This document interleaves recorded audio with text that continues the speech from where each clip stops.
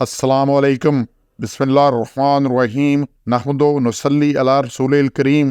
सूरह ताहा के 6 मरकज़ी मौज़ूआत में से हमारा 5वां मरकज़ी मौज़ू क़यामत है। इसके 6 ज़िमनी मौज़ूआत हैं, जिसमें से 5वां है नुकसान उठाने वाले।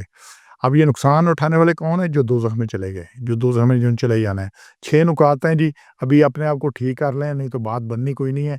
पहले 2 नुकात 124 में हैं, दुनिया में अहकाम इलाही से मुँह मोड़ने वालों की मईशत तंग हो जाएगी और दुनिया में हदायत से अंधे क़यामत में अंधे उठेंगे। बड़ी सख्त आयत है, इसको देखें और बड़ा क्लियर है। जिसने भी एराज़ किया, मुँह मोड़ा, तो फिर क्या होगा? अन ज़िक्री, किसके? मेरे ज़िक्र से। इसमें देखें, इसी सूरह ताहा की आयत नंबर 14 में है। तो अल्लाह ताला ने जो हज़रत मूसा को पहली बात की कि मेरे अलावा किसी की इबादत नहीं करनी और आकिमिस्सलात अला ज़िक्री, और नमाज कायम करो मेरे ज़िक्र के लिए, मेरी याद के लिए। तो पहला ज़िक्र जो है ना, वो है नमाज, वो है नमाज। तो जिसने भी ये कुछ किया, मुँह मोड़ा, तो हम उसकी मईशत तंग कर देंगे, ज़नका तंग कर देना उसके, और फिर हम उसको उठाएँगे क़यामत के दिन अंधा। और फिर आगे 125 में आ रही है बात, ये अगला नुक्ता है। अल्लाह ताला सवाल करेगा कि दुनिया में तो मैं देखता था, लेकिन अल्लाह कहेगा जब तुम्हारे पास आयत आई तो क्या किया? तुमने इसे बुला दिया, तो आज हम तुम्हें बुला देंगे। इंसान निस्यान से है, भूल जाना। इसका ये जो है मईशत की तंगी की जो बात आ रही है यहाँ पे, कि हम उसको तंग कर देंगे, उसकी मईशत को, इस पर हमेशा तंगदस्ती गालिब रहेगी। इसका ये मतलब नहीं बड़ा मुमकिन है हाथ खुला हो, बड़ा सेठ हो, बड़ा कुछ हो, लेकिन इन्हें कनात और सुकून में कल्बी मुयस्सर ना आएगा। हिर्से दुनिया बढ़ती ही जाएगी, सब कुछ होगा। वो रहना मस्क है, जो सबसे बड़ा जो टेस्ला का और एक्स का एज चेयरमैन, अब उसकी बेटी 18 साल की, उसने कहा मेरा बाप से कोई तल्लक नहीं है। किसे? तो ये हर वक्त तो 99 के चक्कर में, तो मालगर होंगे तो हमेशा 99 के चक्कर में पड़े रहेंगे। ना रात को सुकून नसीब होगा, ना दिन को। मतलब बच्चों को भी टाइम नहीं देना, किसी को कुछ नहीं करना। और अगर तंदुरुस्त होंगे तो अपनी तकलीफों और मुसीबतों पर वेला करते रहेंगे। काफिर के पास कितना ही मालो दौलत हो, इसमें खैर शामिल नहीं होती। और बाद लोगों के नज़दीक ये कब्र की ज़िंदगी भी इन पर तंग कर दी जाएगी। तो यहाँ पे ये सारी बात आ रही है।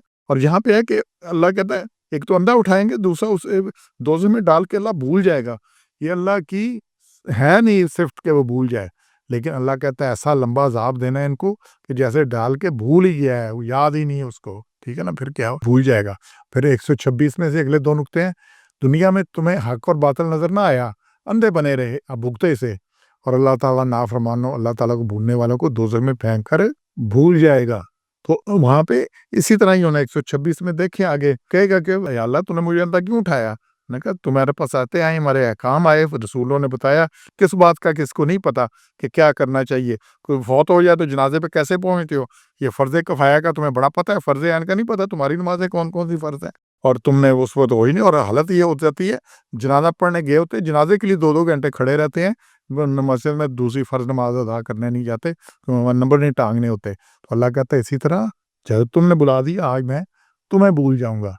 और फिर छठा नुक्ता 127 में, बेईमान हद से पार करने वालों को अब्दी शदीद अजाब होगा। एक और ये क्या है? और इस तरह नाइजी हम जजा देते हैं, हम बदला देते हैं। कैसे? असरफा, जो हाथ से निकल गया।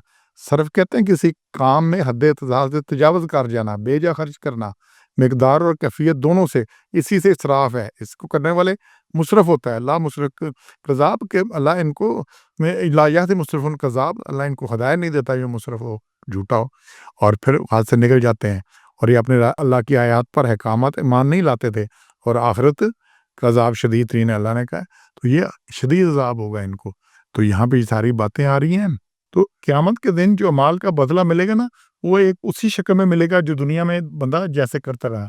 अब दुनिया में तो वो अहकाम इलाही से अंधा बना रहा, हक और बातिल सब कुछ था। अभी ये दुनिया में क्या कुछ हो रहा है, कितनी खराबियां, कितना जुल्म सितम है, और क्या कुछ, और खुद कितने में शामिल है, तो उससे अंधा बना रहा। तो ऐसा ही नतीजा इसके सामने आएगा।